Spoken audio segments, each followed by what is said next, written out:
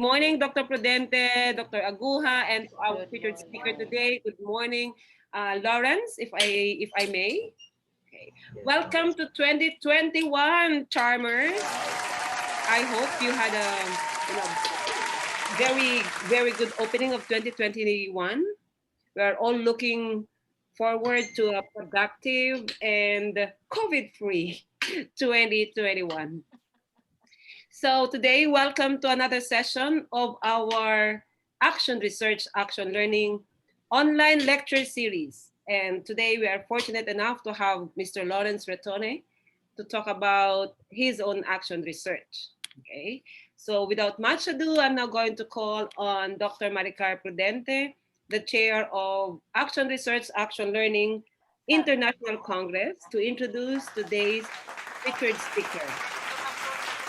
Okay. Thank you very much, Dr. Shirley. Allow me to introduce our guest speaker. Mr. Lawrence Ritone is a graduate of Master of Science in Teaching, major in biology, as a scholar of the Department of Science and Technology with the Science Education Institute Capacity Building Program in Science and Mathematics here at DLSU University, Manila.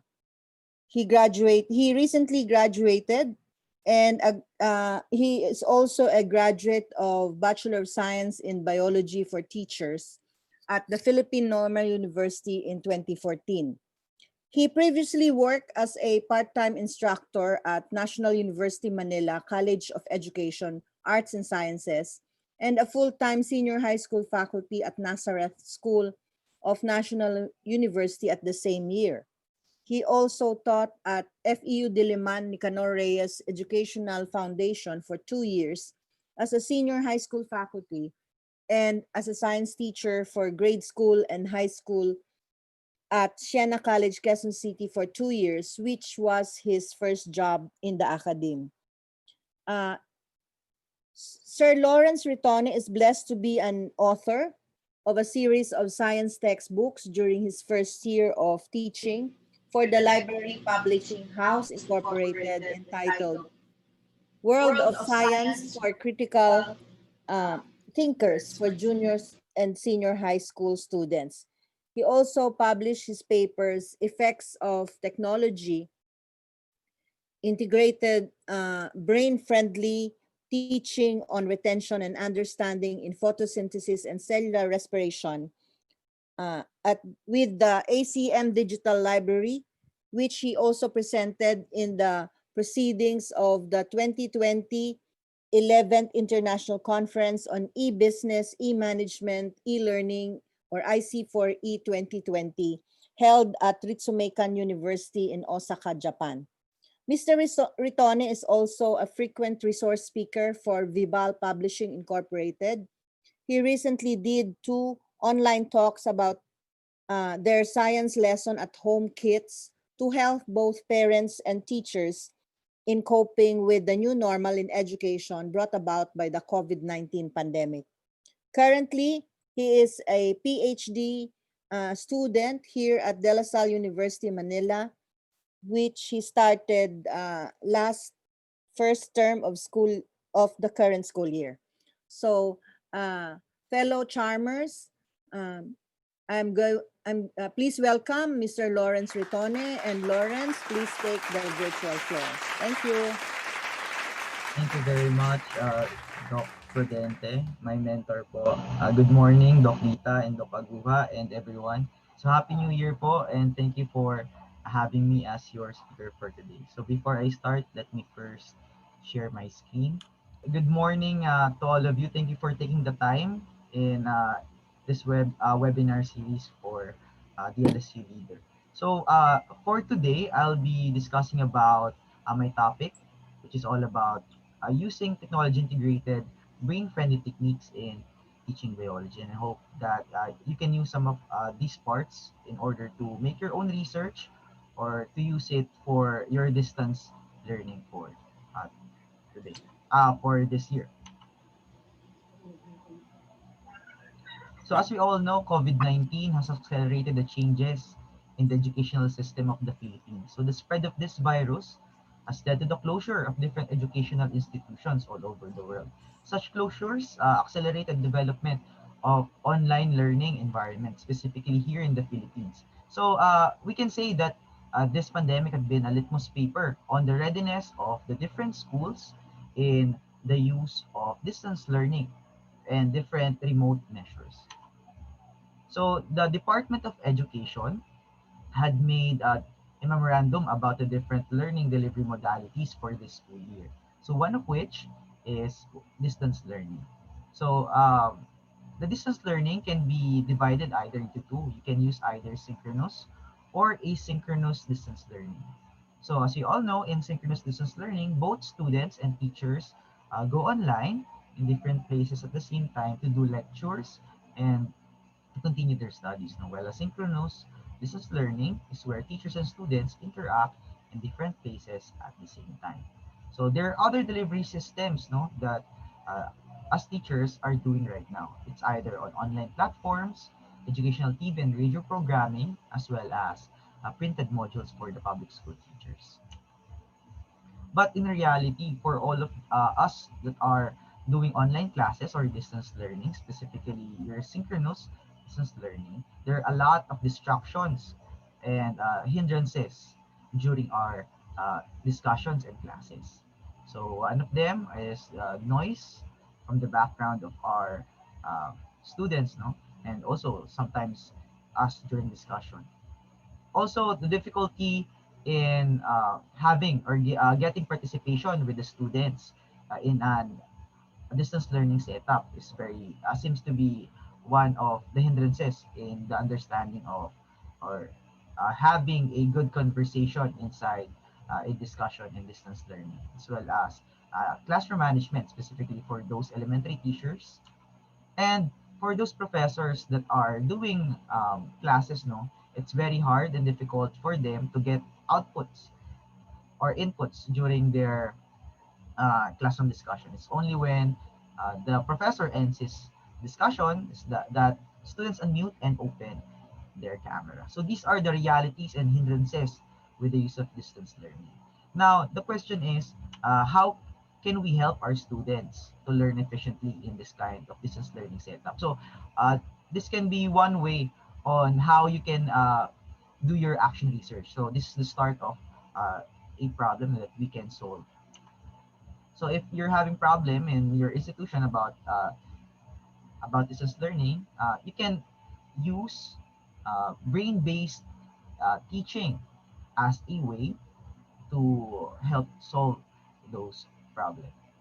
So what is brain-based teaching to start with? No? So brain-based teaching is the brainchild of neuroscience, philosophy, and pedagogy. So neuroscience part of brain-based teaching focuses more on the anatomy and physiology of the brain, the potential of the human brain to gather sensory information and convert it into memory and use it as a way to form learning.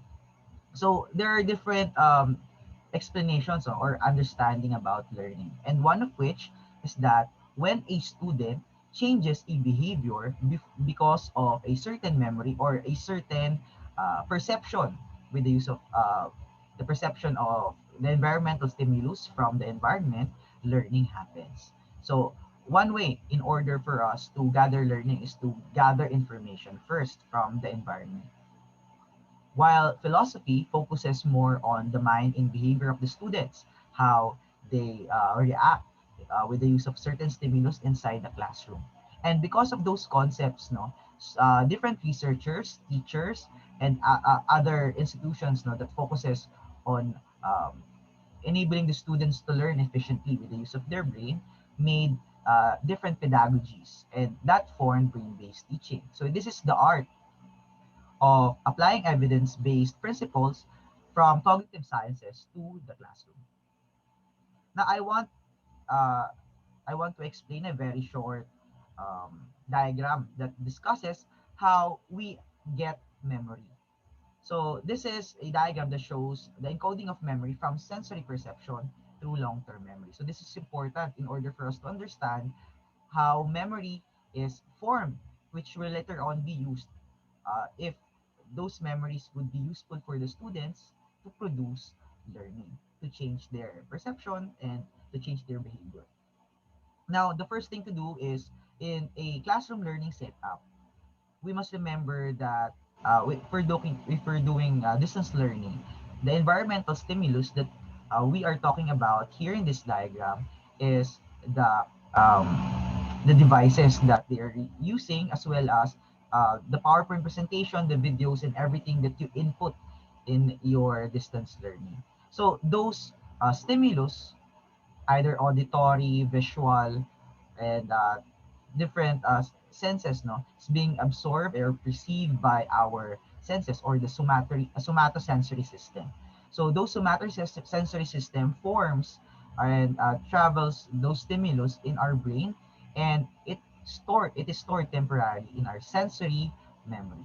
So this is a very short stopping point, no, of those stimulus, and it can either decay or it can either transfer to another working system or memory system, which is called as your working memory, also known as your short-term memory. If the uh, senses is not focused enough, it will decay, and the senses or the sensory stimulus that is being perceived is focused better, it will transfer into your working memory. So information that are accepted goes through those memories. So this is a very short memory system. No, it has a very short capacity. So after uh, the different stimulus, sensory stimulus, been transferred, it will go to your working memory, also known as your short-term memory. So fun facts about your working memory is that your working memory can only store at a capacity of four, or more or less four pieces of information all up at the same time. Also, uh, the information that stays in the working memory only lasts for 10 to 15 seconds. So if you want to keep the information at a longer period of time, you should do repetition in order for that memory to be stored. So, uh, if you would allow me, no, I would like to have a participation for the participants, no. So I want you to remember these numbers in sequence without writing them down. So I have here 5142863. Again, that's 5142863. So let's just have an exercise in order for us to check if our working memory is um, still functioning, no. So I'll ask those sequences of numbers later. So uh, the working memory can become long-term memory through the process of encoding. So, long-term memory compared to the working memory has an infinite capacity.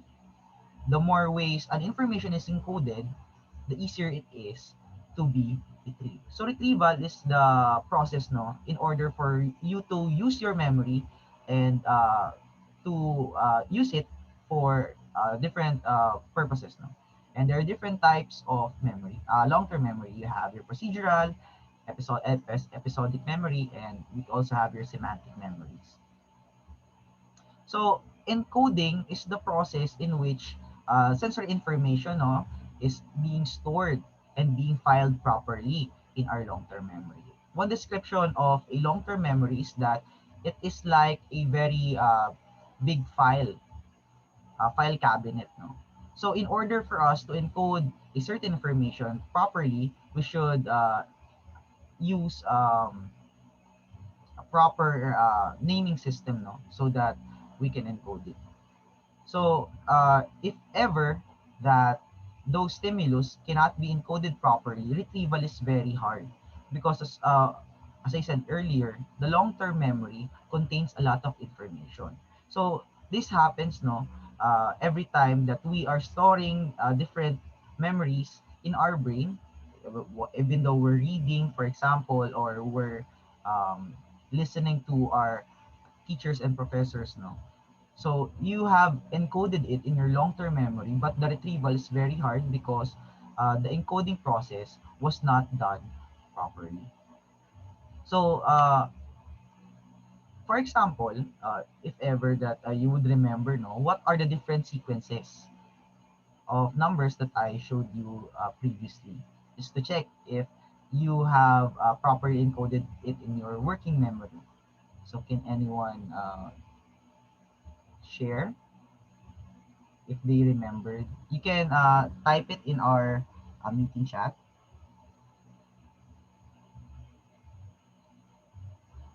Do you still remember those sequences of numbers? If ever you do, that means that your working memory is still functioning now. So our goal in using brain-friendly techniques, no, or brain-friendly teaching, is that we should foster the proper encoding and retrieval of memory in our long-term system. So this entire diagram shows us how uh, learning or the retrieval of information happens in our long-term memory. So neural pathways also is an important subject, no, in understanding how learning works. Because neural pathways are the connections formed by axons that project from neurons that make synapses into neuron into another location. So this enables a signal to be sent from one region of the nervous system to another. So the better the neural pathway that an information has, the faster it is for those information to be retrieved. So the more neural pathways you have, the faster the retrieval, and long-term memory is better. And learning happens because of that. So learning form happens when our brain relates new information with the use of old memories or information. So the more long-term memory that you have in your brain, it is easier for it to relate the new informations that you have. So meaning learning is easier, and learning can be easily formed because of the established neural connections in our neurons. So this is what we call as your schema. So how do we form learning? So with the use of schema, um, as you can see here in this diagram, understanding, no, a certain stimulus is different between a 5-year-old to a 50-year-old because of their prior knowledge or prior understanding to such things. So uh, when you tell a child what a house is, or if you ask a child what a house is, he would think of a drawing of a house because that's the only thing that he understood, because that's the only memory that he has with a house. While if we ask about what is a house for a 50-year-old, so with the use of the schema or the prior knowledge or the prior long-term information of your a 50-year-old, he would think about um, his own house that he built or he bought. So schema is a very important process or a very important part of understanding or learning with the use of brain-based learning. So using schema or prior knowledge is important to form learning. So I would skip this one and focus more on the discussion of neuroplasticity. So one description of the brain is that it is plastic. So plastic means it's very flexible, or it has the ability to adapt to form new neural connections. No, so it's either structural or functional. So structural plasticity is when we gain experiences that changes the physical structure of the brain, while functional plasticity is the change of the brain function because of a certain scenario. One example is when part of the brain is damaged. So some of the undamaged part will cater the function of the damaged part of the brain. So that is one example of functional plasticity. So with the use of technology, neural plasticity can be easier be enhanced. You know? So as you can see here in the diagram, with the use of synaptic activation, the use of technology can increase a strong frequent activation of uh, different acetylcholine or neurotransmitters that strengthens the connection of those synaptic clefts. Okay. So With the use of that, because of the frequent activation of those synapses, this implicates that learning is being reinforced because of the use of technology. So the use of technology is one way, together with the concepts of brain-based learning, uh, to help us to um, to help our students remember all of their discussions, no, easier, even if we're doing distance learning. And also brain-based learning uh, is an advocate in promoting enriched learning environment with the use of technology or different learning management system and applications online. So qualities of a good learning environment is that it should have an emotional safety, novelty, repetition, problem solving, having time to learn in the pursuit of a learning goal. That is all catered by online instruction that we're doing right now. So it all depends on how we should go about with our online distance learning. Now, an online brain-friendly classroom should have different qualities. So this came from Geoffrey Kane, Renate Numela Kane, and Eric Jensen, all of which are uh, promoters of brain-based teaching. So according to them, a classroom or an online classroom should have a rich and stimulating environment. Learning must be active and meaningful. It should be safe and non-threatening. And lastly, teachers should have accurate and timely feedback with the use of their online distance learning. So these four are the concepts that we need to remember, no, in deciding on what type of distance learning um, system or technology that we are using or we will be using. So what can you do in order to make your current online learning environment more brain friendly? So you can either use Google Classroom, you can use Microsoft Teams, you can use Canvas, you can use Discord. Okay, so Discord is a proprietary freeware that is previously used by gamers, no? But because of the ingenuity of teachers, it has also been used as a platform for online distance learning because it's easier, it's promotes very it needs very small bandwidth. That's why it's easier for us to make text, images, videos, and audio communication to our students. So if you are having a difficulty in your bandwidth, no, so you can use Discord and your students can use Discord. So this can be your interface in uh, your distance learning setup using Discord. So I hope that uh, some of you can consider the use of Discord in your distance learning setup or in using it in your research as a platform for online brain-friendly teaching. Now, the focus of the brain-friendly part or the brain-based learning part of uh, my research was using the 7 R's of brain-friendly teaching by Marilei Sprenger in 2005. So this came from his book. It's entitled Brain-Friendly Teaching from Sensory to Long-Term Memory. According to Sprenger, you can use these 7 steps in order to make your classroom brain-friendly, together with the use of your online learning management, considering the four characteristics of a good classroom or brain-friendly classroom learning environment.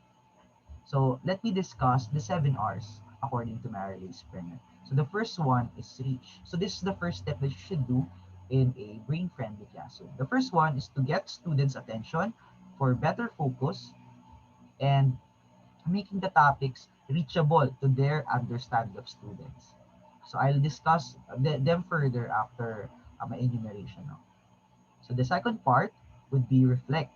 So this allows students to make connections from old to new information. So I have discussed this in the concept of a schema. So the third one is recode. So in this process, have the students put ideas they have encountered with the use of their own words. The fourth one is reinforce.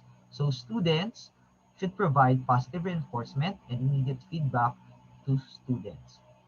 So this enables the concretization of concepts in their long-term memory.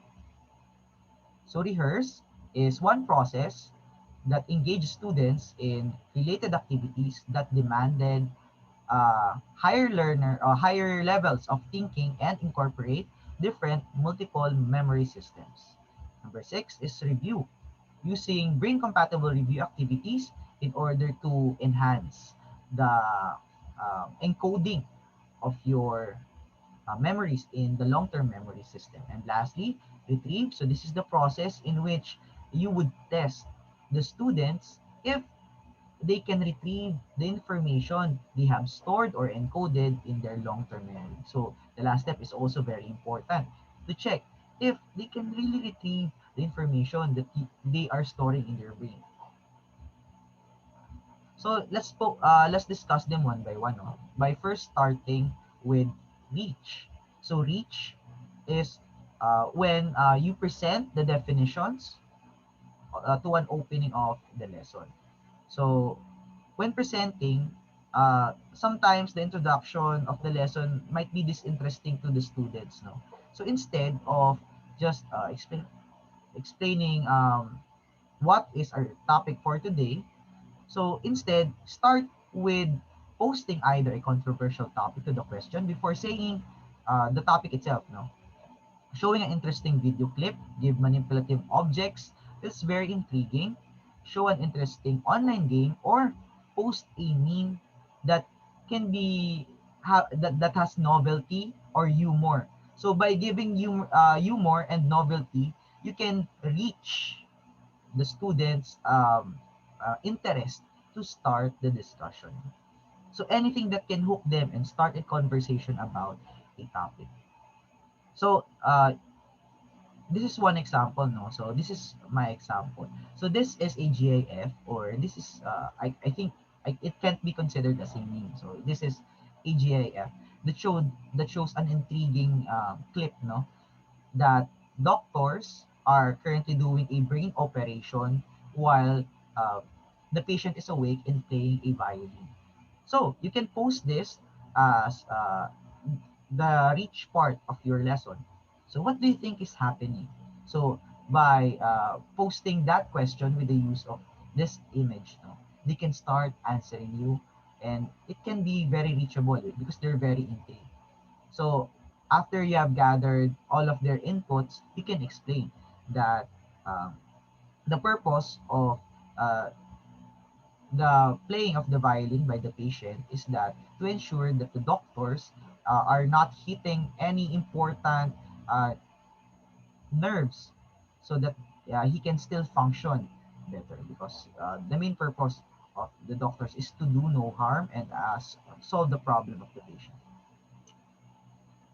You can also use rebus puzzles for those of you that have used this previously in their lessons now. So a rebus puzzle is a puzzle device that combines the use of illustrated pictures with individual letters to depict a word or a phrase. So these are different types of rebus puzzles. So uh, can anyone answer what this means? On the left part. So this is mind over matter. So in the middle, you have painless operation. So this is operation, and the one that is missing is pain. So this is your painless operation. And lastly, this is deep between thought. Okay, because deep is between the word thought, or deep within thought. So any two answers is either of the two answers is correct. Yeah. So once they answer that, you can add a post-up question. No? So for example, what part of the body is related to these statements? So mind over matter. So there is a cue about the mind. Painless operation. What type of operation is painless? that is related to the mind, and also that is related to thought. So they can answer no that it is the brain. So because you would find that answers no in your students later on. So you can start that as your age. So if you don't have time, you can just go to the mobile application, which is Rebus, an absurd logic game, and download it in the Google App Store. You can also download some Rebus puzzles as a PowerPoint online by just searching Rebus puzzles PowerPoint, or you can just go to Sporkel. So this is the QR code for the sporkel.com game. So this is uh,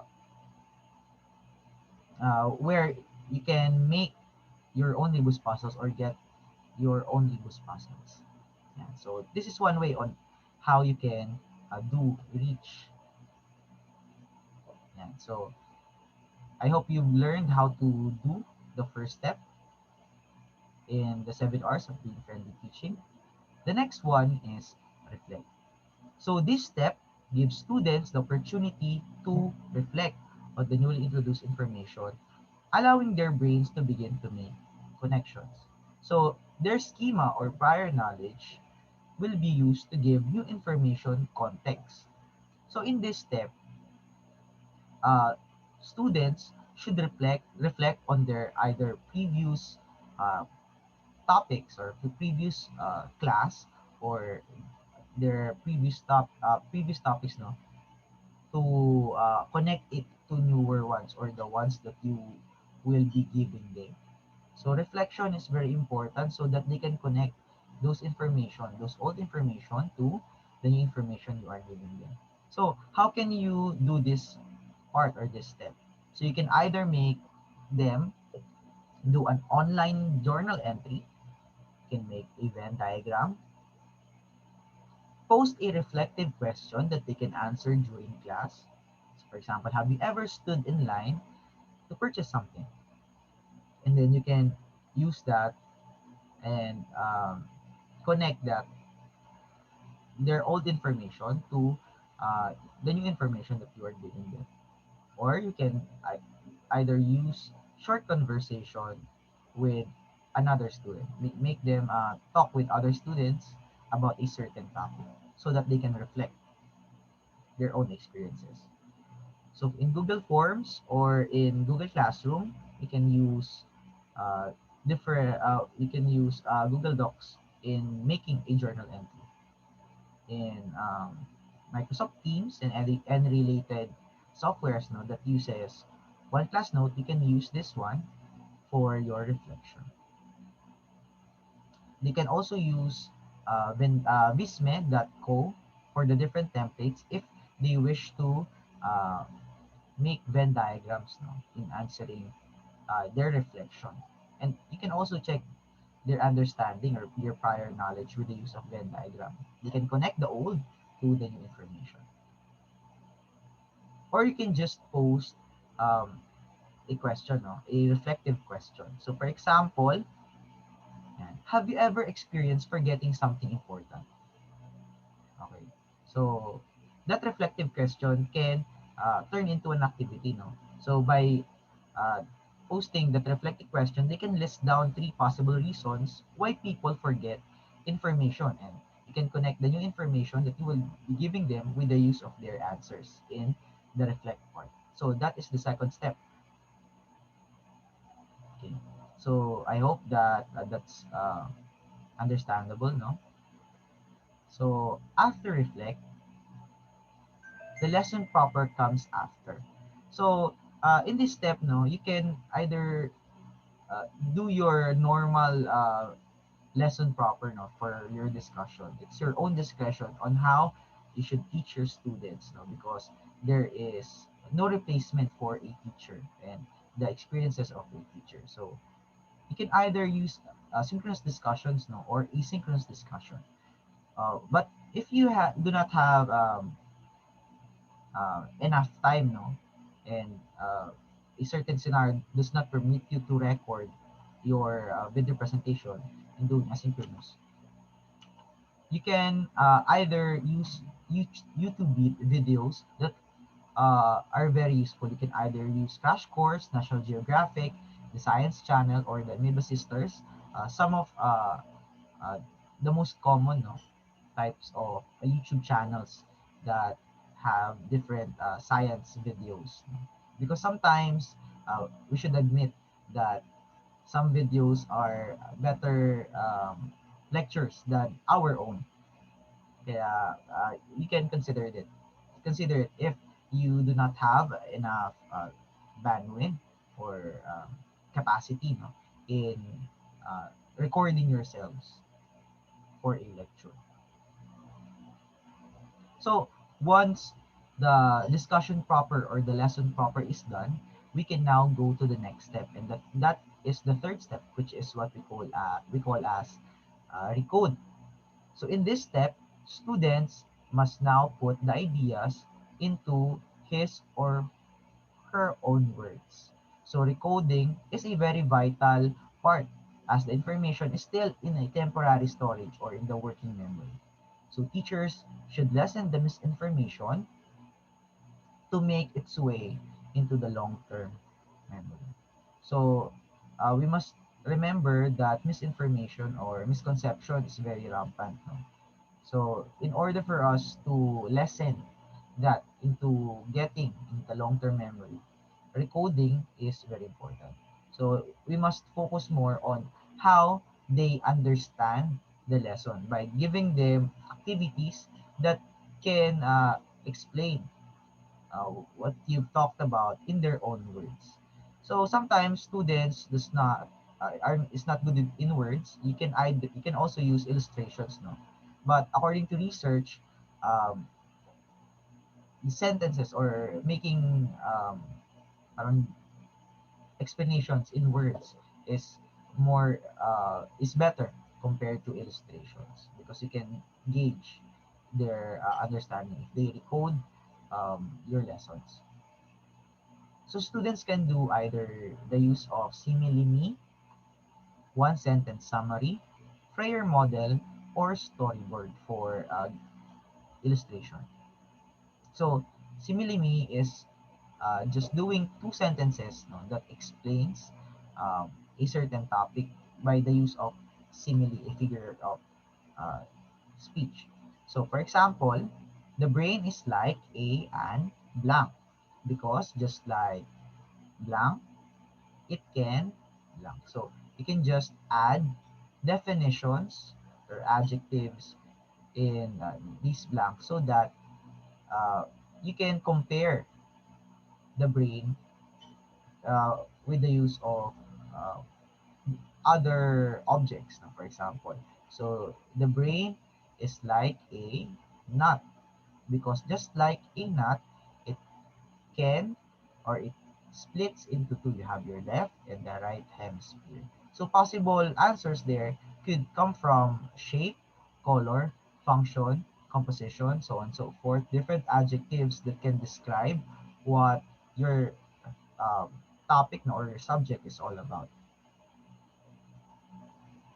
And so that's simile. You can also use Freyer model. So Freyer model is a organizer, no, graphic organizer that shows you four things. On the upper left, you have the definition of a term. On the upper right, you have the characteristic of the term you're describing.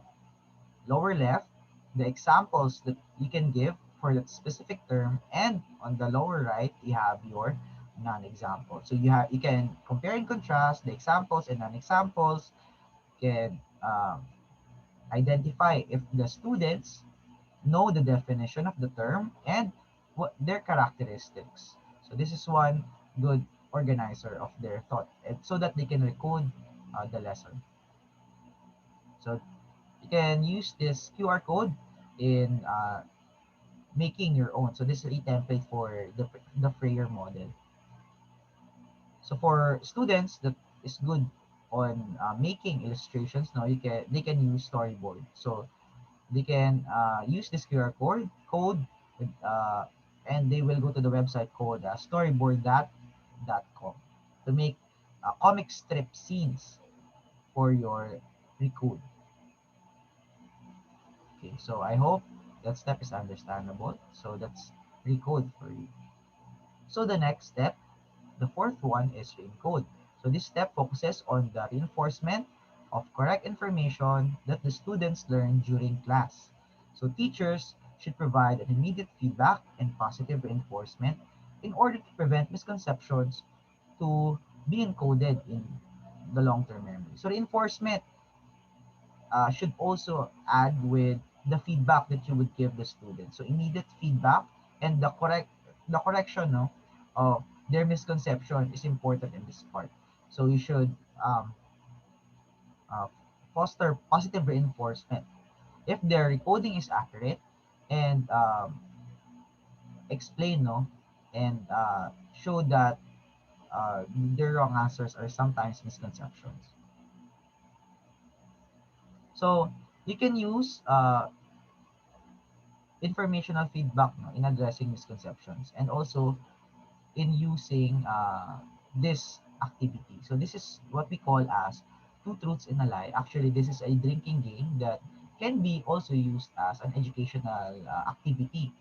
So the mechanics of this game, okay, is that the teacher will give three concepts or three concept statements about the topic that you have discussed. So two statements are true, which is correct, while the other one is a lie or misconception. So the teacher will ask a student to identify what statement is false among the three. So if the student answers correctly, the teacher will ask the student how did he or she do the statement is a lie.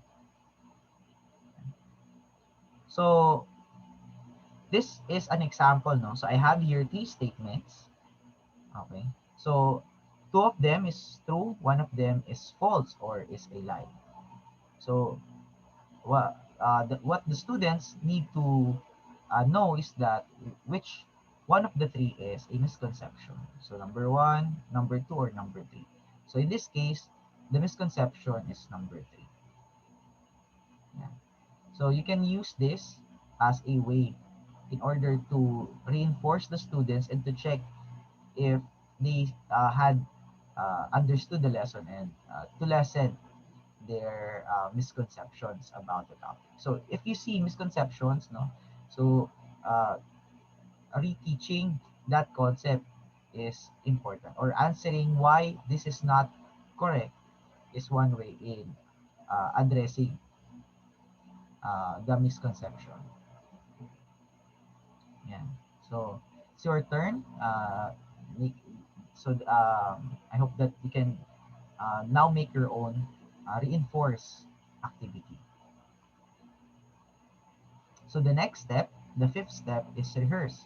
So this step enables students to use what they have learned and rehearse them in different ways in order for the information in the working memory to last long and eventually be encoded into the long-term memory. So those who need more reinforcement might require uh, new activities in the process of the first step, which is the reach, and the second step, which is reflect. So others might move on to more in-depth study and rehearsal. So it all depends on um, the performance of the students during the previous steps. So according to Sprenger, uh, in a new concept, no, a student might take up to 28 rehearsals in order for them to really understood or really understand the lesson. But I hope we would not reach to that point now. So maybe a few rehearsals would be. And so Sprenger advises that during rehearsal, higher levels of thinking can be incorporated. So the complexity would be a gradual process and multiple memory systems would be incorporated. So episodic memory is triggered during this process now. So episodic memory is a type of long-term memory system that remembers positive memories. So either you remember a good place, good scenario, no, about or good interaction about a certain person. So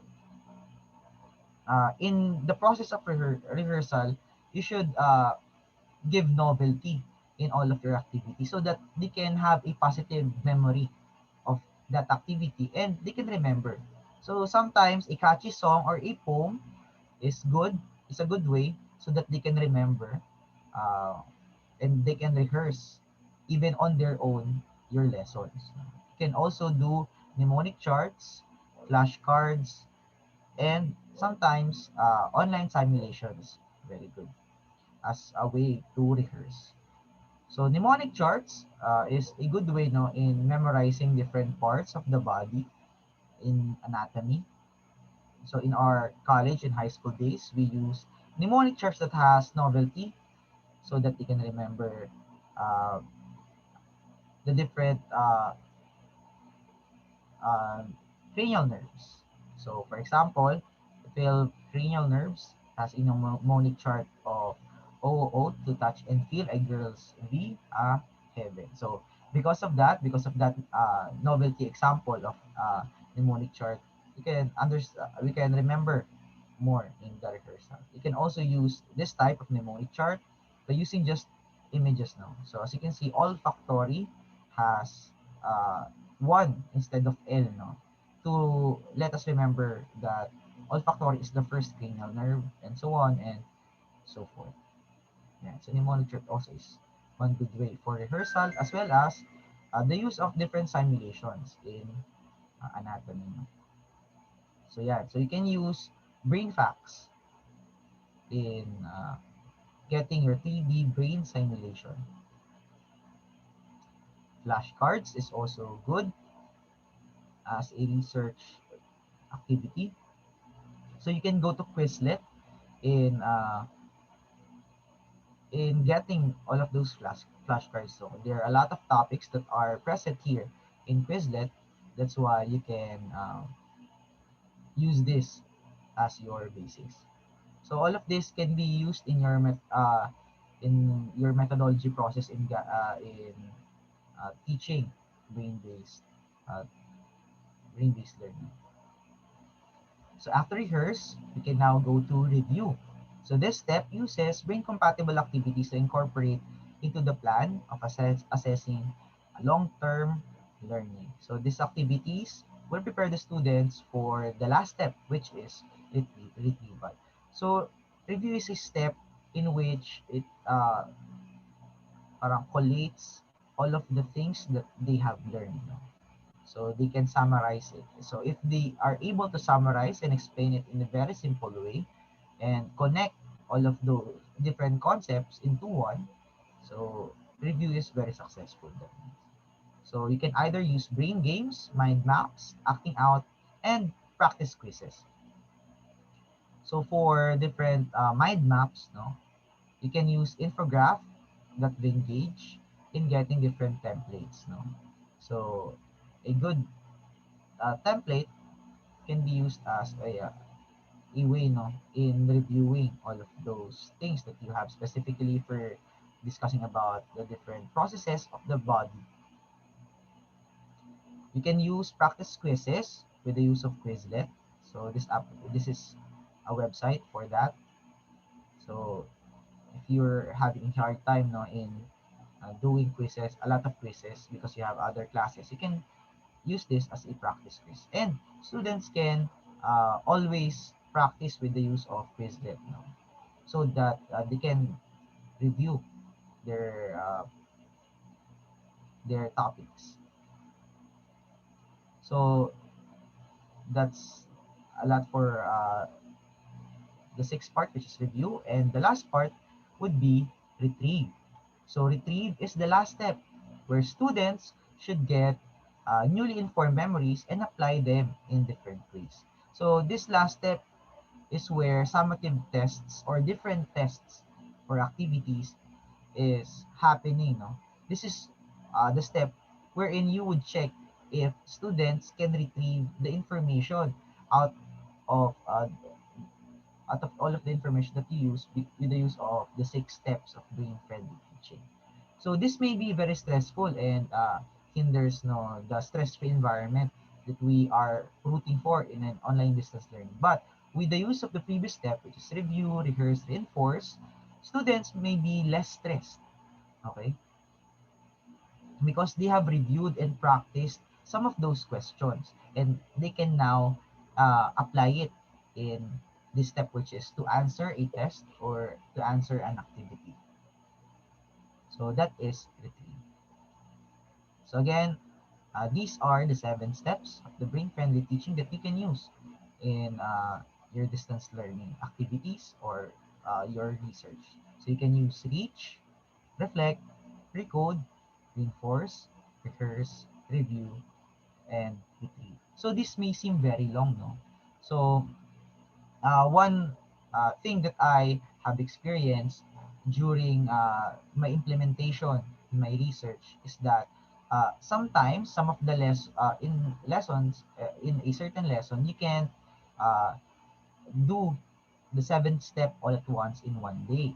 So what you do, because with the use of technology, you can use synchronous and asynchronous. So during your class, okay, face-to-face class or in your synchronous discussion, you can uh, break the first four and the other parts would be for your asynchronous or whatever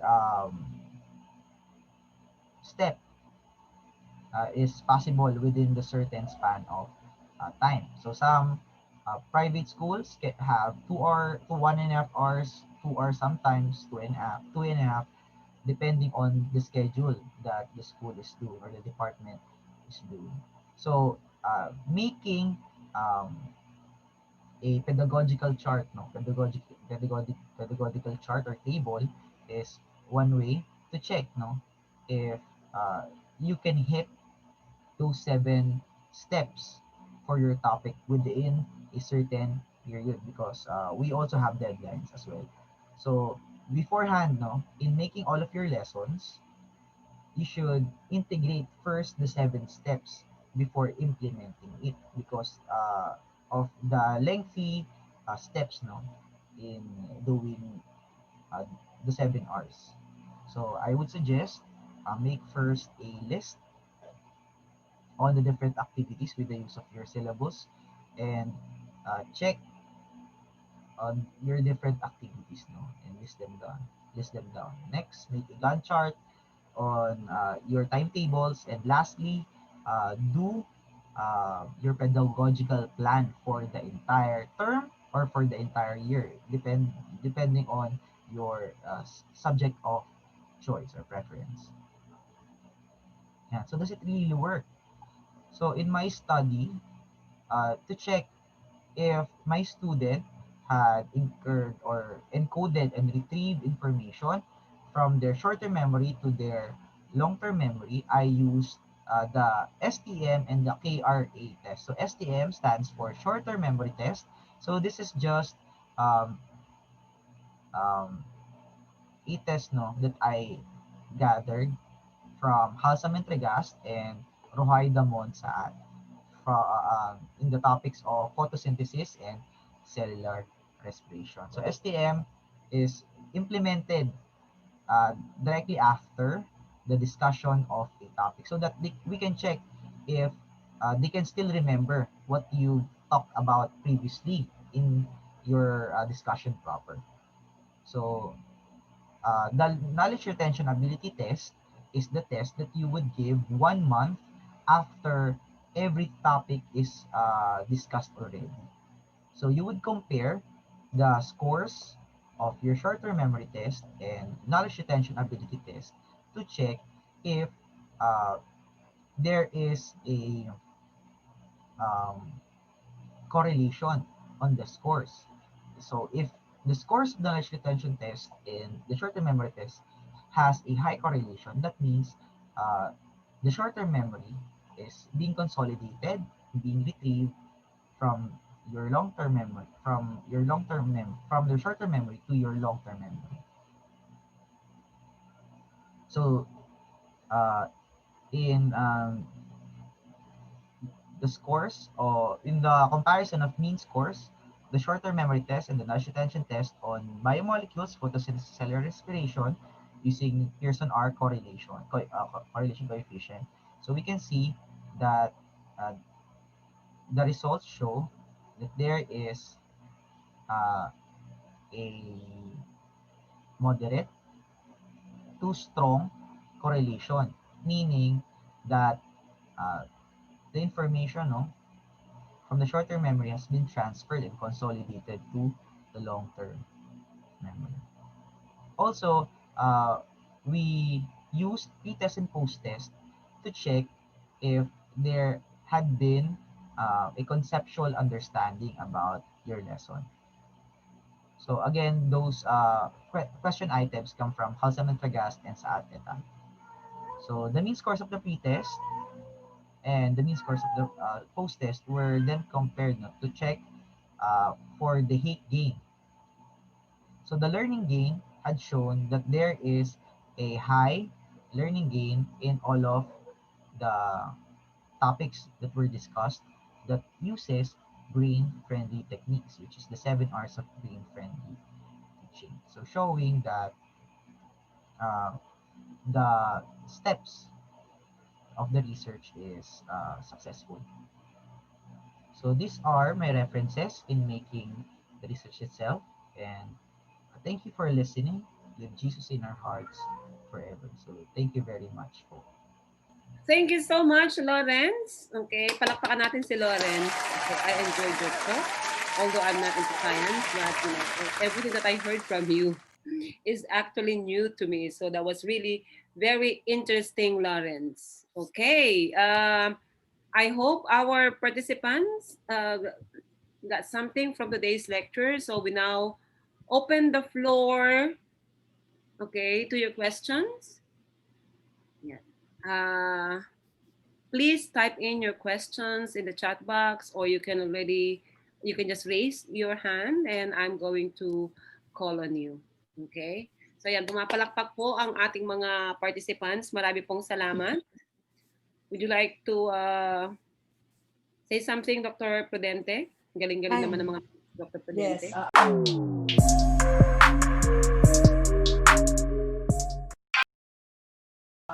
So, type ko pala yung question ko. I would just like to know if you can suggest how the 7 R's can be done. Like which one would be good for synchronous and which one would be best for asynchronous. Okay po. So thank you very much, Doc Prudente, for those questions. No. So for synchronous discussion, I can suggest that you can do your reach, reflect. Sorry, I forgot all of the first four in doing your synchronous discussion. No. So in asynchronous, the other four steps can be done. So as I said previously, it's a very rigorous process. No, the 7 steps sometimes cannot be done in one topic for a single parang meeting. So it is very beneficial for us because we're doing distance learning. No, so after our discussion face to face, the other four can be done asynchronous. So you can just post activities for that and just get the information, and then the next day or the next meeting we can just discuss what they have answered.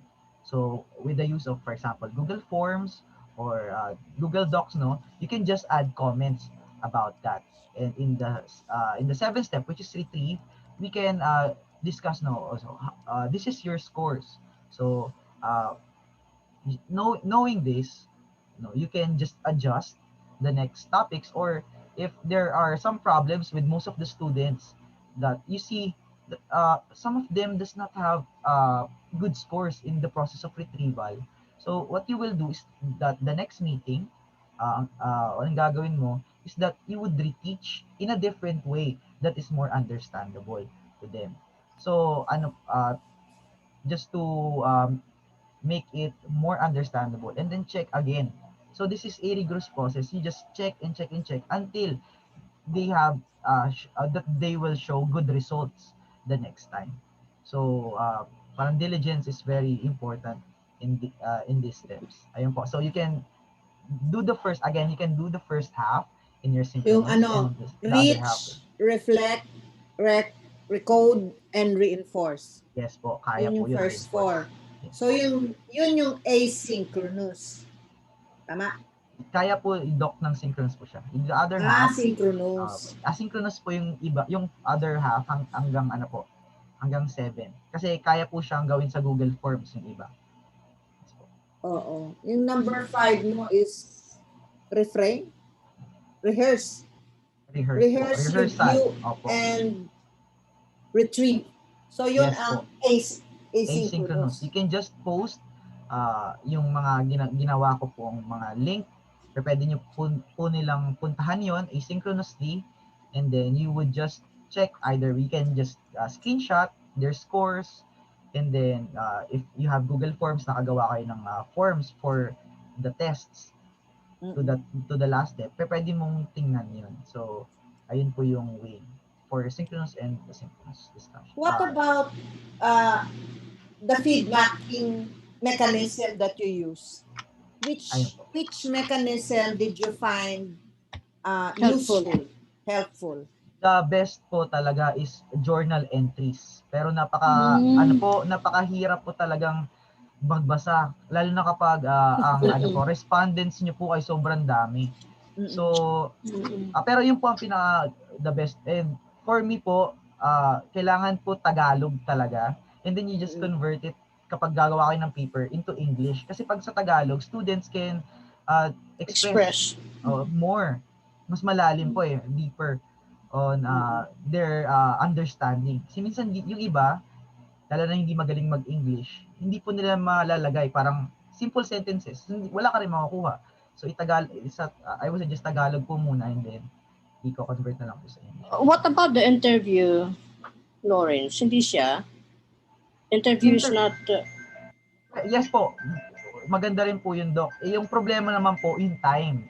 Yung pag-interview, isa-isahin mo yan, parang bibigyan mo sila ng time. Okay, 7 to 7:30 usap tayo. What if FGD? Hindi rin?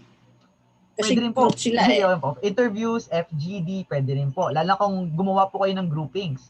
So, for example, like 35, sa class of 35 or 50, i-divide mo sila into 5.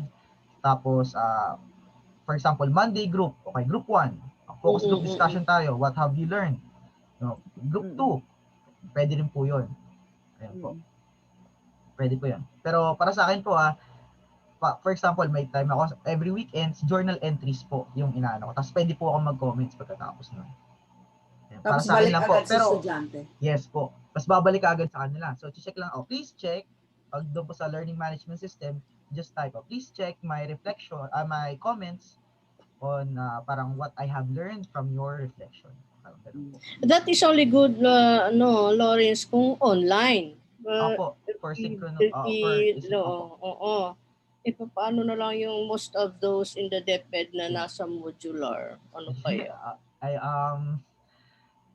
Ito po yung problem ko po sa modular. Yung first question ko po, kailan nyo po sila nakikita? Kunyari, nag-module po kayo. Ilang beses nyo po sila nakikita? Di ba diba sa DepEd, isang beses lang in a week? Isang beses lang po. Ayun po. So, I would suggest, kung meron po tayong pero yung problema din po yung visitation po, kakamustahin nyo po sila sa bahay niya. Doon po sila mag-interview talaga. O, kamusta na yung module mo? Naintindihan mo ba yung module mo? Tapos, doon mo malalaman yung totoo kasi, nandun na sa bahay, makikita mo yung current situation niya. Bakit di mo nagawa? Ayun po. Pero, yun nga po, mahirap po talaga siya. Mahirap po. Thank you, Lawrence, for addressing our question. Thank you po, Doc Agua. I think Doc Shirley merong nakalagay sa chat. I'm going to read one of the questions in the chat box. This is coming from Castillo, okay? Thank you very much for this sharing.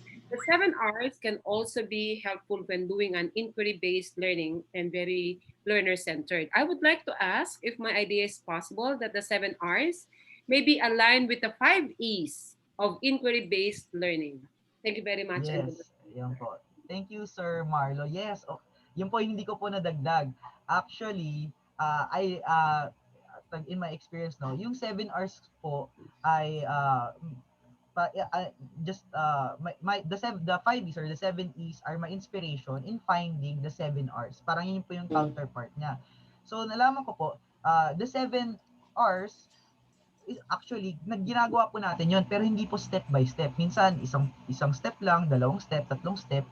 Pero si Marley Sprenger had made the 7 step all together to check, no, to make sure that all of those steps are there in a topic. So it can just be a supplement, no, or it is the supplement to uh, is a specific type. For example, if you're doing 5 E's of inquiry-based learning, you can just integrate your the 7 E. So yung steps na yan, for example, yung 7 E's mo, i-base, gagawa ka ng pedagogical plan for that, but the 5 E's can also be integrated.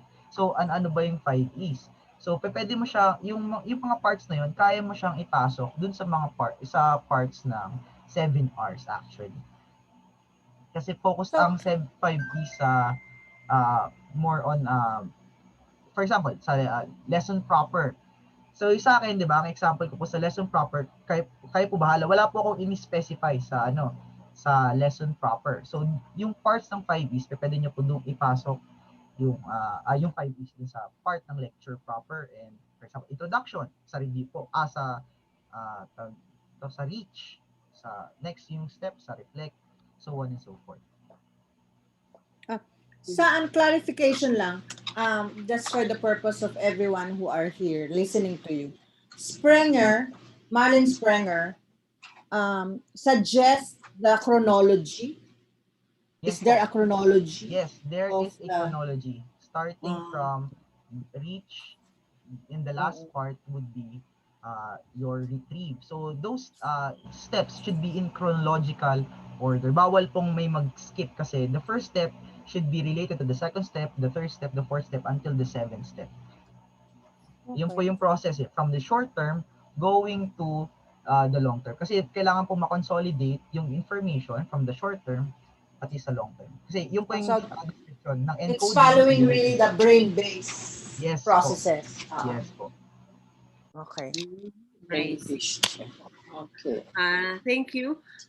There's another question from Kevin Cruz. Okay. Hindi mo siya nababasa kasi na DM niya sa akin, na direct message niya. Okay, good morning. First of all, thank you for this opportunity. My question is, what are the most helpful apps, websites that could help me improve my teaching skills in terms of technology integration as a biology teacher? In terms of to make your parang instructions better po, I would not I cannot answer that for you po. Pero in terms of using applications in the 7 R's of brain-friendly teaching, so dun po sa PowerPoint ko, I have there a lot of websites and apps that you can use for your science teaching or biology teaching. But in terms of how can you, what websites or applications can make you, what that can make your discussions better, I cannot say for sure kasi bawat teacher may sarili-sarili pong learning teaching style. So kung what works for me may not work for you po. So I would suggest if ever that your question is about the 7 R's of brain-friendly teaching, yung mga applications and websites that I have posted in my PowerPoint, ayun po ang mga pwede niyo pong gawin. Pero yung iba po, I cannot suggest anything. Pero meron kang in-specify yung ano yon? Yung sabi mo i-try aside from Google Classroom. The Yes first po. part Discord of your po. That's a Discord, learning, para siyang software po, freeware po na that can be used as a type of learning management system that uses very low bandwidth. Si Doc Rodney po ang nagpasikat po niyan sa atin. Naging viral Discord. po naging viral po yung post niya about Discord, and it's very useful because my brothers use Discord in games. So they can interact with one another. So if students can use it, why can't teachers? So pwede po natin gawin 'yon as a way, no, in interacting with them and teach them or putting the lessons there. Maliit lang po ang bandwidth, mabilis, user-friendly din po siya. So it's a win-win for everybody. Ayun po. So may mga folders din siya. Meron din pong siyang pwede po 'yun sa kanyang sa interface po niya. interface, oo. Ang problema lang po sa kanya ay yung mga, for example, yung sa ibang LMS, naka-ready na po ang grading system. Kunyari, pag nasagutan na, may grades na kagad. Doon po wala. For more on, for synchronous discussions lang po siya, for example. Para mabilis lang ang bigayan ng information. Yan po. Okay. Okay, thank you. Oo. Maraming salamat. May additional info si Sir Brando Palomar about Yes the po. Thank you po, Sir Palomar. Opo, totoo po both yun. 7 R's and 5 E's are instructional models of Yes, algorithm. totoo po. Thank you, Sir Palomar for confirmation. Ayun po, totoo po yung sinabi, sir. Okay.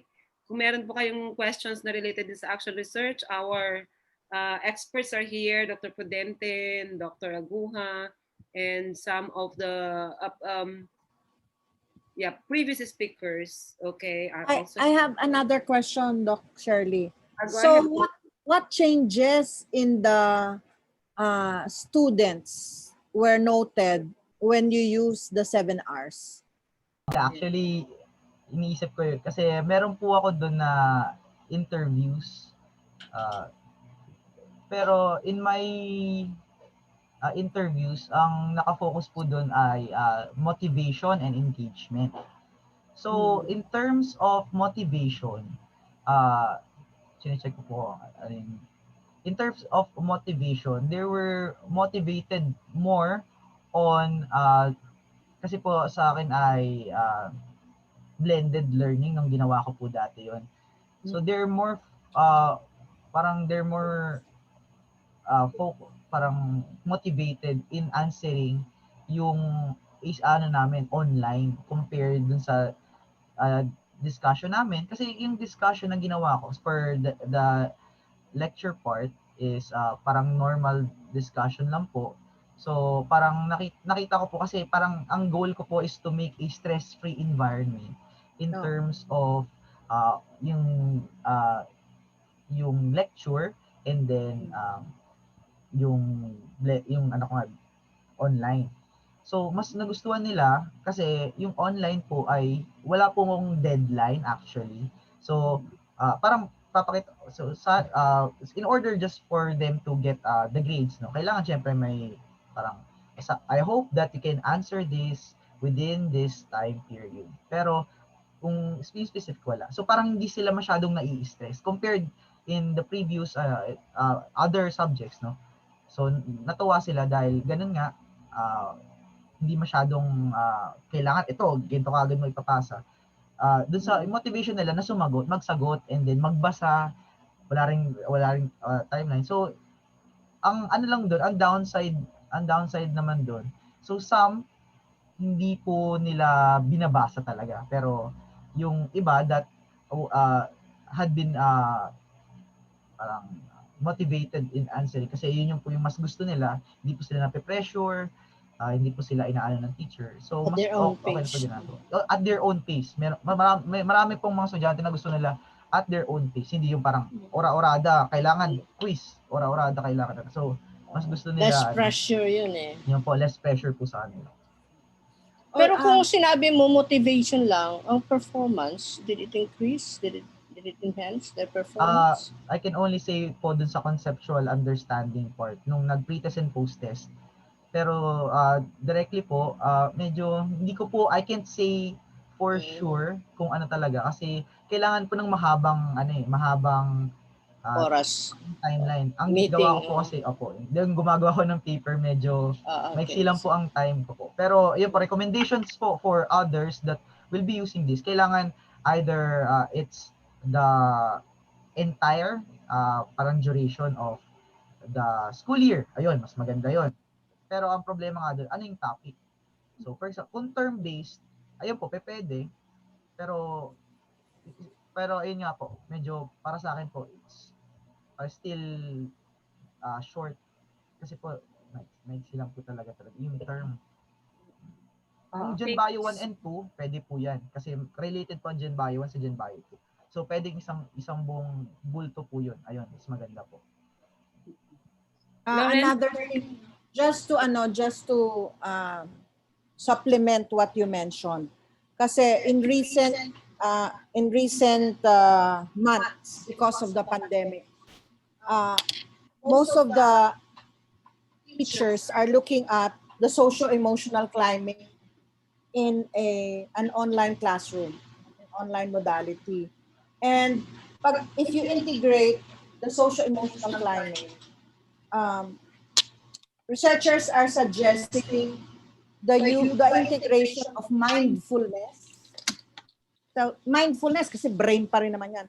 But this time, the mindfulness is described in terms of mindful in terms of the well-being of the student prior to actual cognitive processes. So parang brain exercises like breathing, ganon. So for those of you who might be interested to look into this, no? So aside from the usual brain-based strategies that were described by Lawrence, there's also this socio-emotional climate that we have to consider, because for our students and even for our teachers, the online learning environment is a very, very new environment that we are not used to. So there's a lot of effects on our social and emotional well-being. Thank you, Doc. Thank May nakuha na naman ako. Thank you po. We also have an additional input from one of our participants, Nika Angelique de la Cruz. Good morning po. Thank you for this opportunity. I have one app suggestion that we may use for teaching laboratory classes. Please check Labster app. Okay, Nika, would you like to explain this one further? We can give you the floor. Liz, pwedeng paki-unmute mo si Liza. Nika Angelique de la Cruz. Okay. Ang suggestion niya, anyway, nakikita niyo naman po sa chat box, is called Labster app. You know about it, Lawrence? Actually, hindi po ako nagtuturo Free ba yun? so hindi ko pa Libre? po. Okay. Ang question nila is it free? Very important yung factor na iyon. Okay, how user-friendly.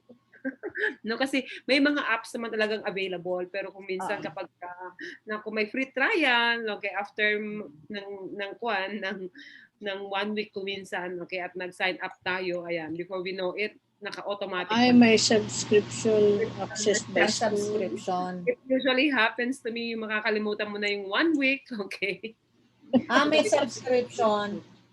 Pero the school, by the school. I think meron pong subscription access by, wala ako. School po. Okay, may subscription daw. Okay, sige, we can try the one. But thank you for the information, no? Nika. Okay. This is coming from Benavides Herondio. Ask ko lang po, paano kaya may apply ko ang 7 Rs sa offline digital learners ko po? Okay. Ayun po. Thank you po, Ma'am Benavides. Actually, yan po yung iniisip ko po ngayon. Kasi po ngayon, I am currently in a PhD classes. Parang gusto ko po siyang itry. Kaso nga lang iniisip ko nga po kung paano. Kasi feeling ko po, gusto ko po siyang gawing modular. Kasi po parang yun po yung kailangan ngayon in the current setup. Pero iniisip ko po kung paano siya magagawa in just printed modules po. So, di ko po siya talaga ma-answer po for now. I need more information and research to check on how I can address that concern. Pero most likely gusto ko po siyang maging dissertation if ever kakayanin ko po na gawin siyang printed. Modular po. Ano po. Gusto ko rin po talaga na i-module po yan. But difficult po talaga siyang gawin. Tapos siguro ang pwedeng measures of success ay competence, when the students are able to attain the competences necessary, and then confidence. Consider that, Lawrence. Competence and confidence. Ganda yung brain-based plus socio-emotional. Diba? Yes po, Doc. Yung inisip ko po, yung qualitative part nga po, yun nga po yung sa sinabi niyo po. Importante nga po talaga. Kasi naisip ko, how can they answer properly if they have issues po economically? Yun po, kailangan din po malaman. Kasi parang emotional part din po yung kailangan natin makita instead, other than yung data po natin numerical. So, yun po, maganda pong suggestion po. Tsaka, very important consideration yung feedbacking. Kasi sa printed module, masyadong matagal yung wait time ng estudyante for the feedback. By the time na matanggap nila yung feedback, There's another tapos na. module na. Diba? Tapos na yung thought processes ng bata. So, maganda kasi sa online, parang face-to-face. You immediately address the misconceptions, clarify the alternative conceptions. Pero paano kung isasubmit nila yung sagot nila ng Friday, babasahin mo ng weekend? Ang alam ko, in reality, hindi weekly, 2 weeks. Minsan nga, 3 weeks pa eh. You can ask the public school teachers here. By the time na ibabalik nila, wala na, hindi na nakalimutan na ng bata yung lesson. So, masyadong mahaba yung disruption sa thought processes. So, magiging challenge yun for a brain-based, inquiry-based environment, learning environment. So, it's a very fertile ground for research. So, that's my challenge that's a challenge that can be faced by teachers, no? Feedbacking. Yeah. I see the game. Do you have any questions, Sir, the game? May follow-up po si Sir Benavides. So, every Friday po nag-feedbacking sa Science 10 ko po. Kaso lahat, maka-attend sa online feedbacking ko po. I see. Thanks for sharing. 10 days. Sa online na, pwedeng weekly. Okay na po, Pero Doc. paano yung walang internet? So, mga 2-3 linggo bago makatanggap ng feedback. Kung pupunta yung teacher. Kung hindi papuntahin, dahil COVID nga. It's more of structure talaga. Infrastructure. Anyway. I see. Okay po.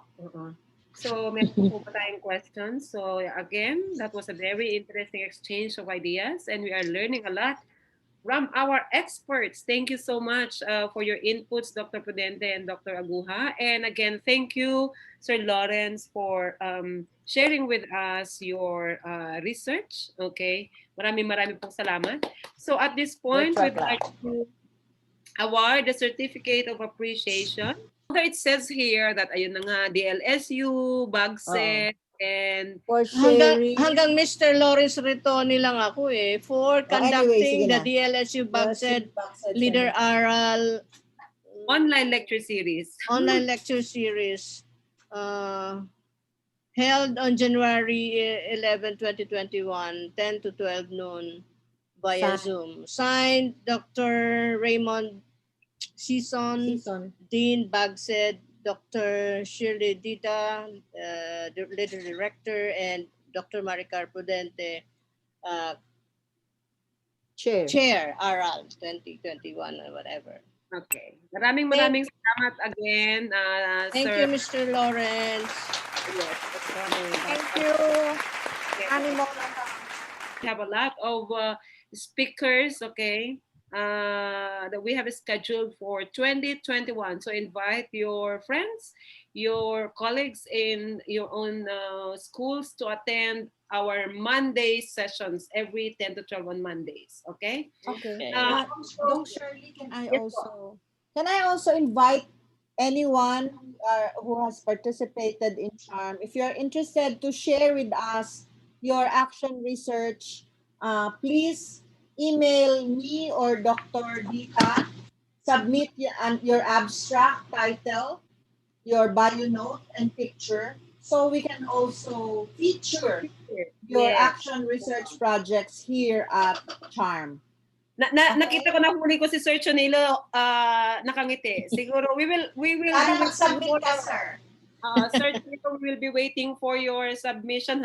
We actually would like to feature also the action researchers from different points in the Philippines. Okay, kung meron tayo from Luzon, baka kasi sabihin nila puro mga taga DLSU ang mga feature. Okay, so but that's why we are having this online lecture series and we are welcoming also suggestions from our participants. Kung meron po kayong project and and you feel Yes. it's worth sharing to our action researchers, please do get in touch with us. Okay, would love to hear from you.